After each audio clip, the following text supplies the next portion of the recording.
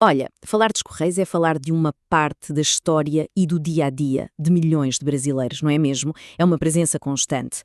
Mas, por trás dessa imagem, a empresa chegou muito, mas muito perto de um colapso total. E para evitar o pior, foi preciso uma injeção de dinheiro, de um valor que é até difícil de imaginar. É isso aí, 10 bilhões de reais. Esse foi o tamanho do empréstimo de emergência que os Correios tiveram que pegar para literalmente não fechar as portas no final do ano.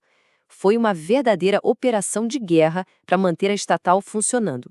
Então, vamos mergulhar nos detalhes desse resgate bilionário, entender como esse empréstimo, que saiu assim, nos acréscimos do segundo tempo, evitou uma crise sem precedentes. E, para a gente ter uma ideia do nível da urgência, a primeira coisa que fizeram com o dinheiro foi garantir o pagamento dos salários de dezembro. A empresa simplesmente não tinha em caixa os 300 milhões de reais necessários para isso. A situação era crítica. Ok, mas de onde veio tanto dinheiro? Vamos dar uma olhada por dentro desse acordo. Quem é que está financiando esse resgate e, claro, em que condições, né?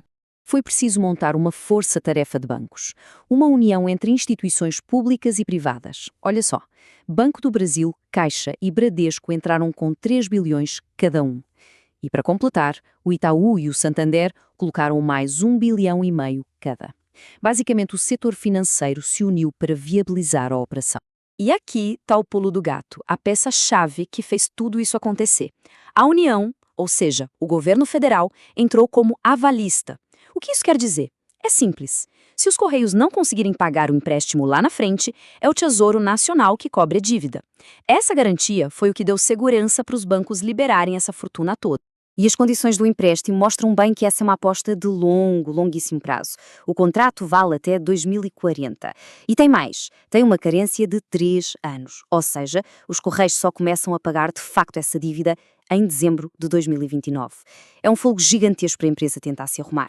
Beleza, entendemos como foi o resgate. Agora vem a pergunta de US$ 1 milhão, ou melhor, de 10 bilhões de reais. Como é que se chegou a esse ponto?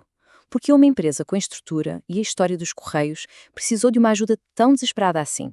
A resposta começa aqui. Isso não foi uma crise que apareceu da noite para o dia. A gente está falando de 12 trimestres seguidos fechando no vermelho. São 3 anos. 3 anos completos de perdas financeiras. É um declínio constante e muito preocupante. E a crise não só era longa, como estava se acelerando de um jeito assustador.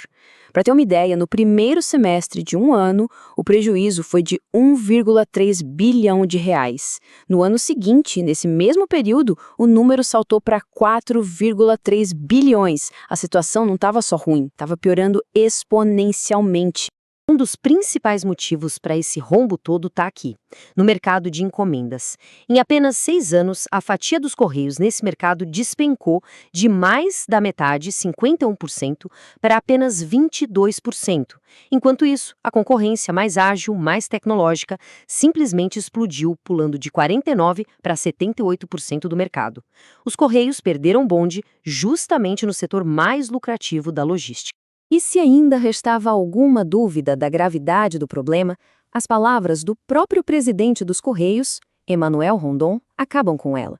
Quando o comandante da empresa diz que o modelo econômico-financeiro deixou de ser viável, ele está admitindo que, do jeito que está, sem uma mudança radical, a empresa simplesmente não sobrevive.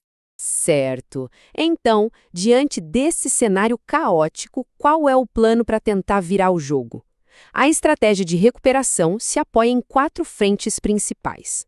E as metas são bem agressivas, viu? O plano prevê um corte de mais de 2 bilhões de reais em custos com o pessoal, levantar 1,5 bilhão com a venda de imóveis que não são usados na operação, fechar 1.000 agências que dão prejuízo e ainda reformular o plano de saúde para economizar meio bilhão por ano. E a principal ferramenta para reduzir o custo com o pessoal vai ser o famoso PDV, o Programa de Demissão Voluntária. É uma forma de enxugar o quadro de funcionários de forma negociada, oferecendo um pacote de incentivos para quem decidir sair da empresa por conta própria. E o objetivo aqui é bem ambicioso. A meta é reduzir o quadro em 15 mil funcionários nos próximos 2 anos. Isso representa um corte de 18% na folha de pagamento. É uma reestruturação de pessoal em larga escala, sem dúvida. Mas e o futuro? Esse plano de cortes, esse empréstimo bilionário, será que são suficientes? Qual é a visão de longo prazo para os Correios saírem dessa crise de vez? E aqui vem uma informação que muda a perspectiva. O plano de resgate é ainda maior. Além dos 10 bilhões que já entraram, a empresa ainda precisa de mais 8 bilhões de reais para completar a reestruturação. Ou seja, a necessidade total de capital é de 18 bilhões. A jornada está só começando. O cronograma oficial da empresa prevê uma recuperação gradual. A expectativa é ter as contas equilibradas em 2026, para só então voltar a dar lucro a partir de 2027. E é só a partir daí que o plano prevê investimento pesado em modernização, com mais de 4 bilhões destinados à automação e renovação da frota até 2030. E no fim, a gente fica com essa grande questão no ar. O empréstimo compra tempo e o plano de reestruturação ataca os custos mais urgentes. Mas será que isso é suficiente para transformar um gigante que ficou para trás em uma empresa ágil e competitiva, capaz de sobreviver e, quem sabe, prosperar na era digital? O futuro dos Correios depende totalmente da resposta a essa pergunta.